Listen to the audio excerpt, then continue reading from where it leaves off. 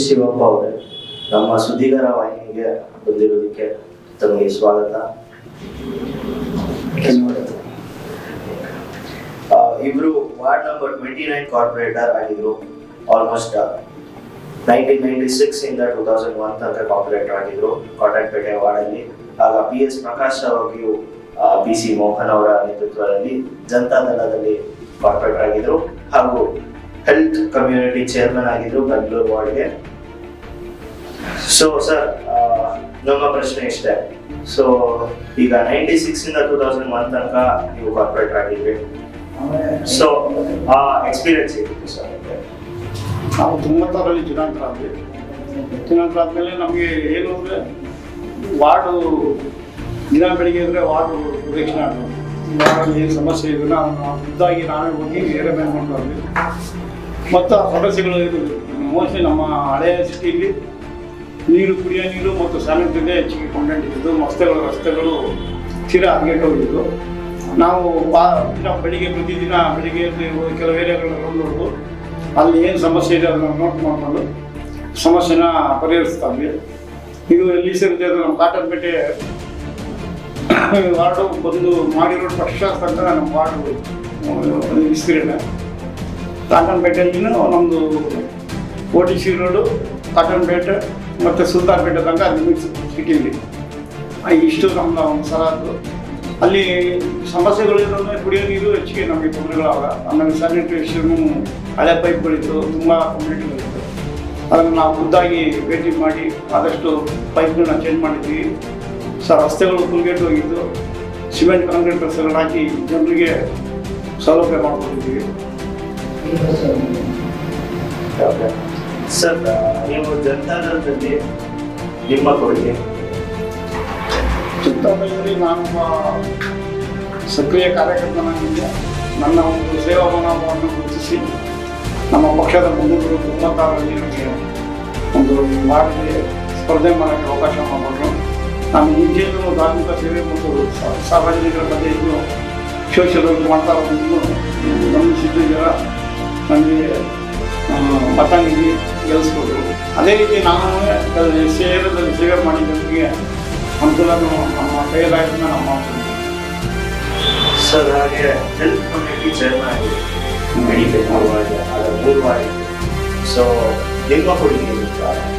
ನಾವು ಬೆಂಗಳೂರಿಗೆ ರಾಜ್ಯ ಸ್ಥಾಯಿ ಸಮಿತಿ ಅಧ್ಯಕ್ಷ ಆದಾಗ ನಮ್ಮ ನೀರಲ್ಲಿ ಏನು ಮನೆ ಅಂಗನ ಕಾರ್ಯಕ್ರಮ ಆಯಿತು.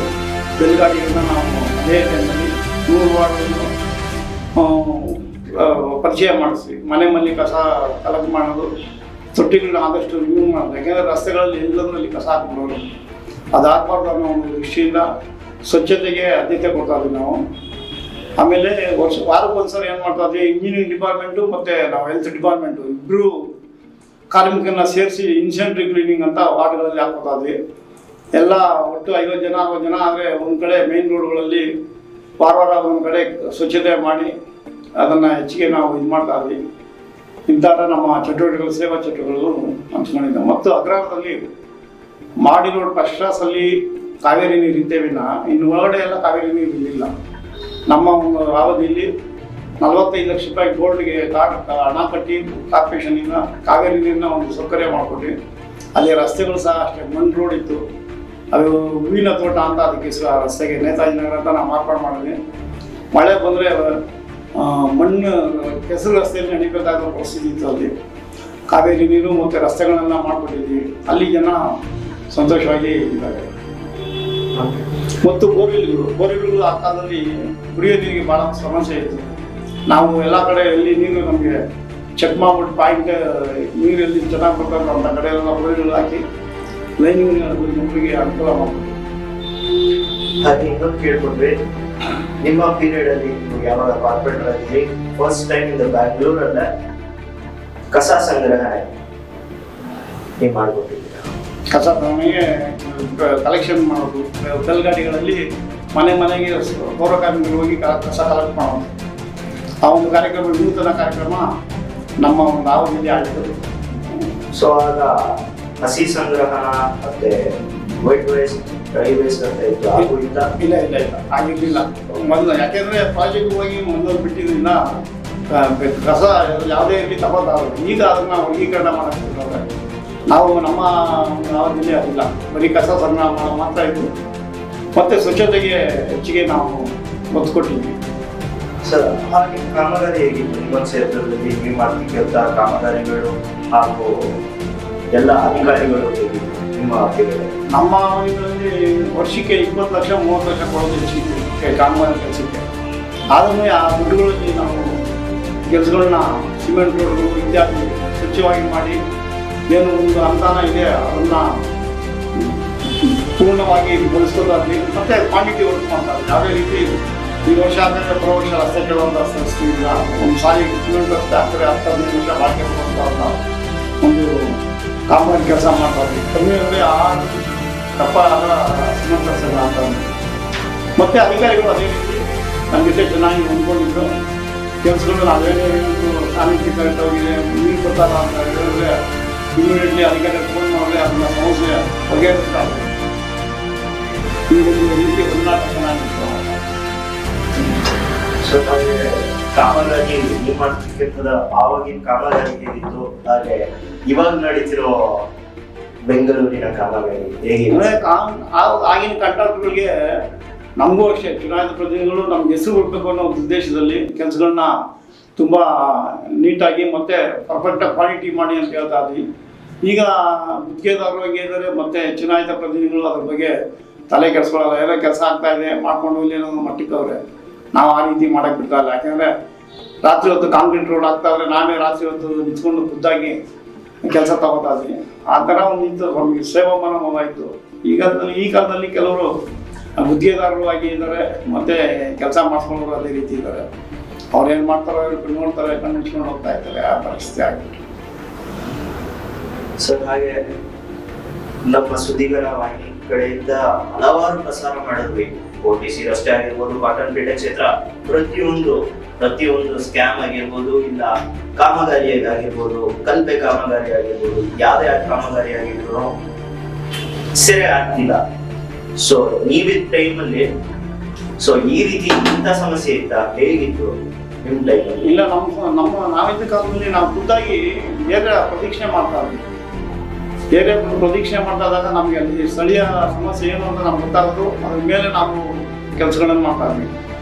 ಈಗ ಅವರಿಗೆ ಎಲ್ಲಿ ಯಾವ ಗಲ್ಲಿಲಿ ಏನು ರಸ್ತೆ ಆಗಿದೆ ಅನ್ನೋದು ಅವರಿಗೆ ಗೊತ್ತಿರೋಲ್ಲ. ನಾವು ಬೇಕಾದ್ರೆ ಇವತ್ತು ಹೇಳ್ತೀವಿ, ಅಲ್ಲಿ ಸುಬ್ರಹ್ಮಣ್ಯ ಗಲ್ಲಿ, ಪೈಲಾನ್ ಭೀಮ್ರಾಪುರ ಗಲ್ಲಿ, ರೆಡ್ಡಿ ಪಿಚ್ಚಣ್ಣ ಗಲ್ಲಿ, ಇಂಥ ಗಲ್ಲಿಗಳಲ್ಲಿ ಇವತ್ತು ಖಾಲಿ ಕತ್ತಾಗಲ್ಲ. ಇವತ್ತು ಚುನಾಯಿತ ಪ್ರತಿನಿಧಿಗಳು ಆ ಕಡೆ ಗಮನ ಕೊಡ್ತಾರೋ ಇಲ್ಲ ಅದು ಗೊತ್ತಿಲ್ಲ. ಅದರಿಂದ ಸಮಸ್ಯೆ ಗೊತ್ತಾಗಿದೆ. ಯಾಕೆಂದರೆ ಅವರು ಖುದ್ದಾಗಿ ಕ್ಷೇತ್ರ ರೌಂಡ್ ಹೊಡೆದಾಗಲೇ ಗೊತ್ತಾಗೋದು ಎಲ್ಲಿ ಏನಾಗಿದೆ ಏನು ಅಂತ. ಇವರು ಕ್ಷೇತ್ರ ಇದು ವಿಸಿಟಿಂಗ್ ಮಾಡೋದು ಇಲ್ಲ. ಜನ ಹೇಳಿದಾಗ ಯಾವ ಒಂದ್ಸರಿ ಬರ್ಕೋತಾರೆ ಮತ್ತೆ ಅವ್ರ ಕೆಲಸನೂ ಅಷ್ಟೇ ಬೇಕು. ಅದರಿಂದ ಕಾಮಗಾರಿಗಳು ಈ ಸಾರಿ ಈ ಒಂದು 5-10 ವರ್ಷದಿಂದ ಗ್ರಾಂಟ್ಗಳು ಚೆನ್ನಾಗಿ ಕೊಡ್ತಾರೆ. ಆದರೆ ಕೆಲಸಗಳು ಸರಿಯಾಗಿ ನಡೀತಲ್ಲ. ಆಮೇಲೆ ಕ್ವಾಂಟಿಟಿ ಇಲ್ಲ ಕೆಲಸಗಳಲ್ಲಿ. ಇದು ಒಂದು ಇಂದಿನ ಸಮಸ್ಯೆ. ಈಗ ಕಾಟನ್ಪೇಟೆ ಆಗಿರ್ಬೋದು, ಇಲ್ಲ OTC ರಸ್ತೆ ಆಗಿರ್ಬೋದು, ಇವಾಗ ಯಾವುದೇ ಕಾಮಗಾರಿ ಆಗ್ತಿರ್ಬೇಕಾದ್ರೆ ಕಠಿಣ ಕ್ರಮಗಳಂತ ಇರುತ್ತೆ. ಈಗ ಅಲ್ಲಿರೋ ಗುತ್ತಿಗೆದಾರರಿರ್ಬೋದು, ಇಲ್ಲ ಕಾಂಟ್ರಾಕ್ಟರ್ ಇರ್ಬೋದು, ಅಲ್ಲಿ ನಿಂತು ಕೆಲಸ ಮಾಡಿಸ್ಬೇಕಲ್ಲ. ಹೌದು. ಇವಾಗ ಯಾರು ಇರ್ಬೋದು, ಯಾರೇ ಅದೇ ಅದನ್ನು ಚುನಾಯಿತ ಪ್ರತಿನಿಧಿಗಳು ಸರಿಯಾಗಿ ಅವ್ರ ಕೆಲಸ ತಗೋತಾರೆ. ಅದು ಅವ್ರ ತಪ್ಪ. ಅಧಿಕಾರಿಗಳು ನಾವು ಹೇಳಿದ್ರೆ ಬರ್ತಾರೆ. ಅದು ಕಾನೂನು ಇದೆ. ಕೆಲಸ ಮಾಡುವಾಗ ಖುದ್ದಾಗಿ ಚುನಾಯಿತ ಪ್ರತಿನಿಧಿಗಳು ಮತ್ತು ಅಧಿಕಾರಿಗಳು ಅಲ್ಲಿ ನಿಲ್ಲಿಸಿ ಯಾವ ರೀತಿ ಮಾಡಬೇಕು ಅಂತ ಮಾಡಿದ್ರೆ ಇವಾಗ ಯಾರೂ ಇಲ್ಲ, ಕೇಳೋದಿಲ್ಲ, ಮಾಡೋದಿಲ್ಲ. ಕೆಲಸಗಾರ ಮಾಡೋ ಕೆಲಸ ಮಾಡ್ಕೊಂಡು ಹೋಗ್ತಾರೆ, ಕಲ್ಪೆ ಕಾಮಗಾರಿ ಮಾಡ್ತಾರೆ ಮತ್ತು ಅದು ಬಾಳಿಕೆಯನ್ನು ಬರಲ್ಲ. ಆ ರೀತಿ ಅವರು ಕ್ರಿಯೇಟ್ ರೋಡ್ ಕಟ್ಟಿಂಗ್ ಆಗಿರ್ಬೋದು, ಯಾವುದೇ ಪ್ರೊಫೆಷನ್ಗಳ ಅಂದರೆ ಇಲ್ಲಿನ ಕಟ್ಟಾಟಗಳು ಅದೇ ಇಲ್ಲ. ಕಾನೂನಿನಲ್ಲಿ ರಸ್ತೆಗಳಿಗೆ ಅದಕ್ಕೆಲ್ಲ ಲೈಸೆನ್ಸ್ ತಗೊಂಡು ಮಾಡಬೇಕು. ಕೇಳೋರು ಯಾರು? ಅವ್ರನ್ನ ಅಧಿಕಾರಿಗಳು ಕೇಳಲ್ಲ, ಚುನಾಯಿತ ಪ್ರತಿನಿಧಿಗಳು ಅವ್ರು ಕೇಳಲ್ಲ. ಅವ್ರು ಇಷ್ಟ ಮಾಡಿದ್ದೇ ಅವ್ರು ಆಟ ಕೆಲಸ. ಆ ರೀತಿ ಆಗ್ಬಿಟ್ಟು ಇವತ್ತು ಈ ಥರ ಗೊಂದಲದ ಪರಿಸ್ಥಿತಿ ಆಗಿದೆ. ಉದಾಹರಣೆಗೆ ನೋಡಿ, ಸುಲ್ತಾನ್ಪೇಟೆ, KR ಮಾರ್ಕೆಟ್ ಸುತ್ತಮುತ್ತಲು, ಮತ್ತು ಪೊಲೀಸ್ ರಸ್ತೆ, ಮತ್ತು ರೆಡ್ಡಿ ಪಿಚ್ಚಣ್ಣ ಗಲ್ಲಿ, ಪೈಲಾನ್ ಭೀಮ್ರಾಪುರ, ಇಲ್ಲೆಲ್ಲ ಸ್ಯಾನಿಟರಿ ಲೈನ್ ಹಾಕ್ತಾವ್ರೆ 48 ಇಂಚಿದು ಹಾಕಿ ಸುಮಾರು 1-1.5 ತಿಂಗಳಾಗಿದೆ. ಪ್ಯಾಚಪ್ ಮಾಡಿಲ್ಲ ವರ್ಕುಗಳು, ಬರೀ ಮಣ್ಣು ಹಾಕಿ ಮುಗಿಸ್ತಾವೆ.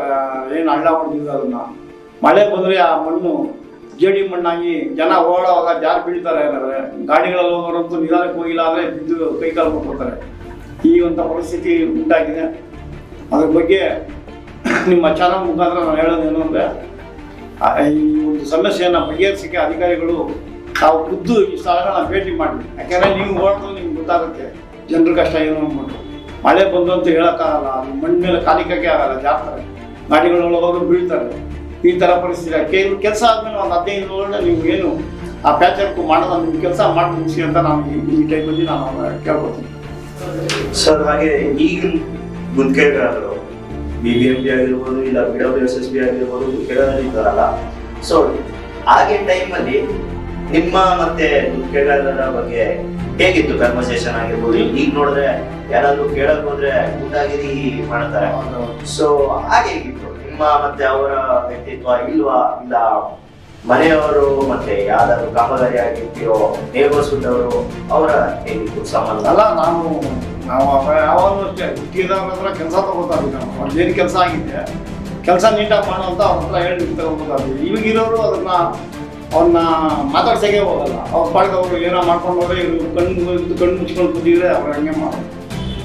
ನಾವು ಏನು ಚುನಾಯಿತ ಪ್ರತಿನಿಧಿಗೆ ಅಧಿಕಾರ ಟೈಮಲ್ಲಿ ಕೆಲಸಗಳು ಮಾಡುವಾಗ ಅಧಿಕಾರಿಗಳಿಂದ ಏನು ಕ್ವಾಲಿಟಿಯಲ್ಲಿ ಅಲಾಟ್ ಆಗಿರುತ್ತೆ ಆ ಒಂದು ಕ್ವಾಲಿಟಿ ಗುಣಮಟ್ಟವನ್ನು ನೀವು ಮಾಡಿಸ್ಕೋಬೇಕು ಹೇಳಿ. ಇಲ್ಲ ಅಂದರೆ ಅವ್ರು ಮಾಡೋದು ಅವ್ರಿಗೇನು ಎಷ್ಟು ಉಳಿತದೋ ಅಷ್ಟು ಉಳಿಲಿ ಅಂತ ಹೋಗ್ತಾರೆ. ದುಡ್ಡು ಹೋಗೋದು ಯಾರು? ಜನರು ದುಡ್ಡು, ಜನರು ತೆರಿಗೆ ಕಟ್ಟೋ ದುಡ್ಡಲ್ಲಿ ಇವೆಲ್ಲ ನಡೀತಾ ಇರೋದು.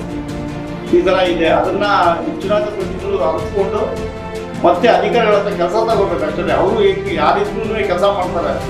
ನೀವು ಭೇಟಿ ಅಂತ ಇರ್ತದಲ್ಲ, ನೀವು ಕೆಲಸವನ್ನು ತಗೋಬೇಕಾಗೋದು ನಿಮ್ಮ ಜವಾಬ್ದಾರಿ ಸರ್. ಹಾಗೆ ಕಾರ್ಪೊರೇಟರ್ ಆಗಿದ್ದಾರೆ ನೀವು, BS ಪ್ರಕಾಶ್ ಅವರು ಹಾಗೂ BS ಮೋಹನ್ ಅವರ ಎಮ್ ಎಲ್ ಎ ಆಗಿದ್ರು. ಅವರ ನಿಮ್ಮ ಸಂಬಂಧ ಹೇಗೆ?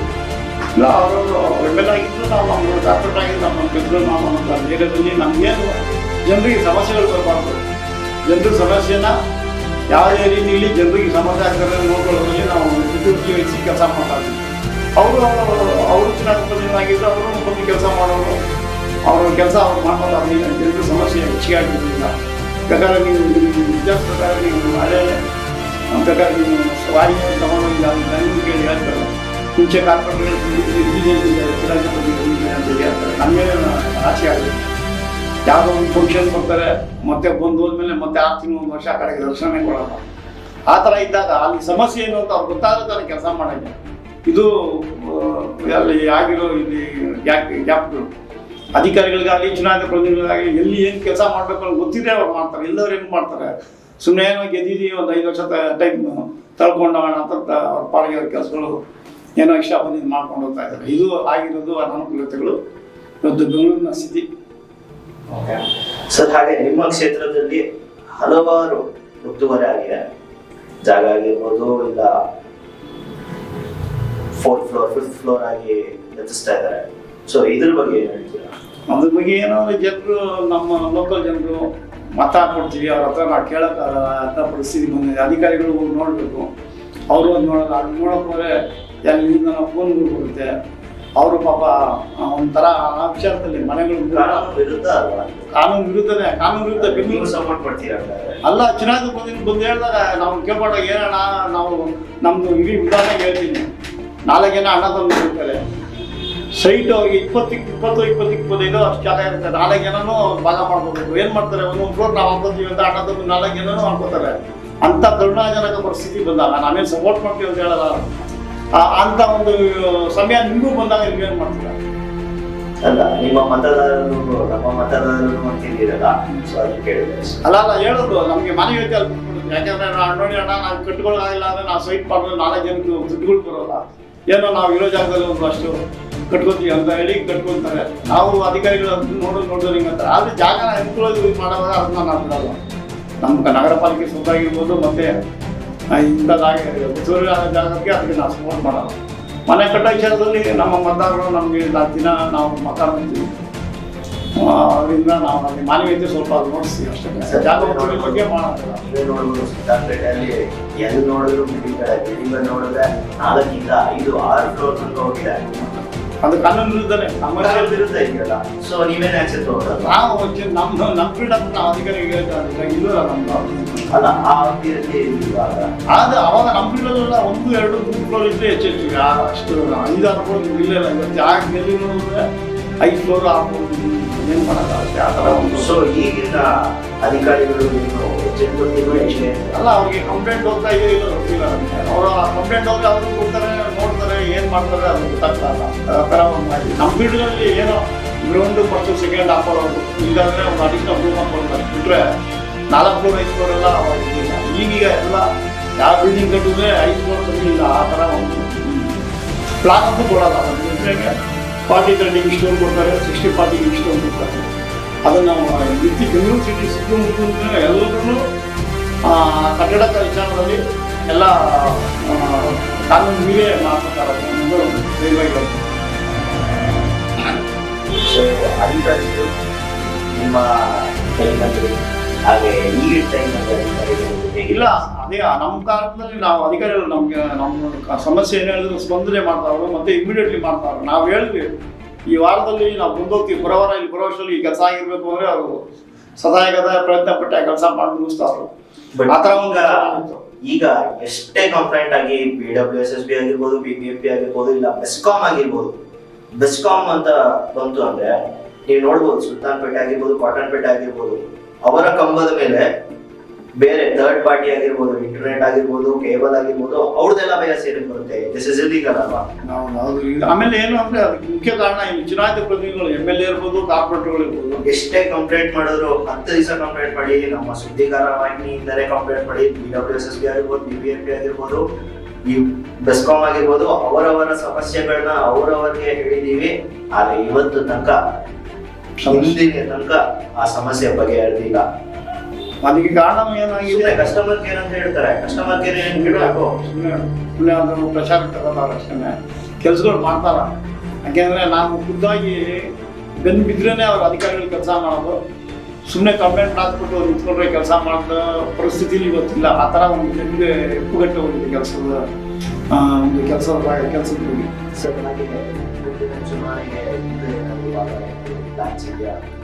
ಇಲ್ಲ, ನಾವು 20 ವರ್ಷಕ್ಕೂ ನೋಡ್ರೆ ಅಧಿಕಾರ ಅಂತ ಆವತ್ತು ಎಲ್ಲರೂ ಏನು ಅಂತಂದ್ರೆ ಮನುಷ್ಯ ಒಳ್ಳೆಯಪ್ಪ ಓಟ್ ಹಾಕಿ ಕೆಲಸ ಮಾಡ್ತಾರೆ ನಮ್ಮ ಭಾವನೆ. ಇವತ್ತು ನಾವು ಒಂಥರ ಮೋಕ್ಷಿಲ್ಲ ಹೇಳೋಕ್ಕೆ ಬರಲ್ಲ. ಇವತ್ತು ಕೆಲವು ಕಡೆ ಕಾಯ್ಬಿಟ್ಟು ಕೇಳ್ತಾರೆ ಜನ, ನಮ್ಮ ಮನೇಲಿ ಇಷ್ಟು ಕೊಡ್ತಿಲ್ಲ ಅಂತ ನಾಚಿಕೆ ಆಗ್ತದೆ. ನೀವು ಹೇಳ್ದೋರಿಗೆ ನಾಚಿಕೆ ಆಗ್ತದೆ. ಅಂಥದ್ದು ನಾವು ಹಣ ಹಾಕ್ಬಿಟ್ರು ಹಣ ಆ ಪರಿಸ್ಥಿತಿ ಮಾಡಿಕೊಡ್ತಾರೆ. ದಯವಿಟ್ಟು ಏನೋ ಜನ ಒಳ್ಳೆ ತಿಂಗಳ ಕೊಟ್ಟು ಒಳ್ಳೆ ಜನ ಒಳ್ಳೆ ಕೆಲಸ ಮಾಡ್ತಾರೆ ಅನ್ನೋ ಅಭಿಮಾನ ಮಾಡಬೇಕು, ಪರವಾಗಿಲ್ಲ. ಇವತ್ತು ಜನರ ಅಭಿಪ್ರಾಯ ಬೇರೆ ನಮ್ಮನ್ನು ರಾಜಕಾರಣಕ್ಕೆ ದಕ್ಷಿಣ ಜಿಲ್ಲೆಗೆ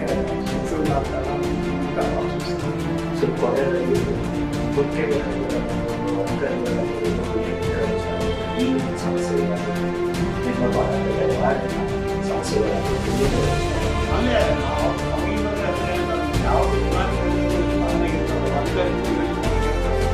ಇವತ್ತು ಚುನಾವಣೆ ಏನು ಕೆಲಸ ಆಗಬೇಕು ಅನ್ನೋದೇ ಅವ್ರಿಗೆ ಗೊತ್ತಿಲ್ಲ. ಭಾಳ ಕೆಲಸ ಈಗ ಮಾಡಬೇಕು ಅಂತ ಕೆಲಸನೇ ಗೊತ್ತಿಲ್ಲ. ಎತ್ಕೊಂಡು ಆಗ್ತೀವಿ ಅವರು ಅಧಿಕಾರಿಗಳು ಅವ್ರಿಗೆ ಆ ಬಗ್ಗೆ ಮಾಡಲ್ಲ ಕೆಲಸ ಅಂದರೆ ಯಾವತ್ತು ನಾವು ಇಲ್ಲ ಮಾಡುವಂಥ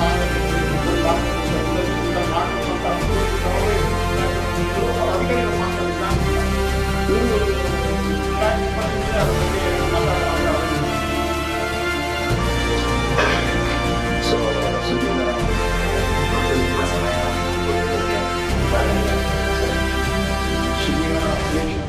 ಈ ಒಂದು ಭಾಗವಹಿಸಿ ಅಂತ ಹೇಳಿ ಕರೆಸಿದ್ರು. ಅದ್ರ ಬಗ್ಗೆ ನಾವು ನಮ್ಮ ಅವಧಿಯಲ್ಲಿ ಏನಿದೆ ಅನ್ನೋ ನಾವು ಬಾಯಿ ಮೂಲಕ ಜನರಿಗೆ ಮುಟ್ಟಿಸ್ತೀರ. ಒಳ್ಳೆಯದಾಗಲಿ ನಿಮ್ಮ ಒಂದು ವಾಹಿನಿ. ಇದೇ ಥರ ಜನರ ಒಂದು ಕುಂದುಕೊರತೆಗಳ ಕಂಪ್ಲೇಂಟ್ಗಳನ್ನು ತಗೊಂಡು ಅದನ್ನು ಪರಿಹರಿಸೋಕ್ಕೆ ನೀವು ಮಾಡಿ. ಯಾಕೆಂದರೆ ಜನರು ಕೆಲಸ ಮಾಡಿದ್ರೆ ನಿಮ್ಮ ವಾಹಿನಿಗೂ ಒಳ್ಳೆಯ ಹೆಸರು ಕೊಡುತ್ತೆ ಅಂತ ಈ ಟೈಮಲ್ಲಿ ಶುಭ ಹಾರೈಸ್ತಾ ನಾನು ಮಾತು ಮುಗಿಸ್ತಾ ಇದ್ದೀನಿ. ನಮ್ಮ ಈ ವಿಡಿಯೋ ನಿಮಗೆ ಇಷ್ಟ ಆದಲ್ಲಿ ಲೈಕ್ ಮಾಡಿ, ಹೆಚ್ಚಿನ ಮಾಹಿತಿಗಾಗಿ ಸಬ್ಸ್ಕ್ರೈಬ್ ಮಾಡಿ ಹಾಗೂ ಪಕ್ಕದ ಬೆಲ್ ಐಕಾನ್ ಅನ್ನು ಒತ್ತಿ.